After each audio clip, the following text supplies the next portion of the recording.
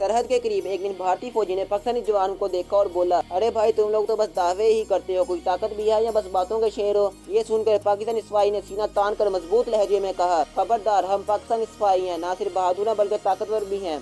अगर हिम्मत है तो मेरे साथ ताकत का मुकाबला कर। भारतीय फौजी हंसते हुए बोला, चलो देखते हैं, आओ पुशअप्स लगाते हैं। दोनों ने जमीन पर हाथ जमाए और पुशअप्स लगाना शुरू कर दिए। शुरू में दोनों ने बड़ी तेज रफ्तारी से पुशअप्स लगाए, लेकिन कुछ ही देर में भारतीय फौजी थक गया और बोला, पुशअप्स में तुम जीत गए, अगर हिम्मत है तो मेरे साथ रेस लगाओ। पाकिस्तानी फौजी मुस्कुराया, चलो रेस लगा लेते हैं।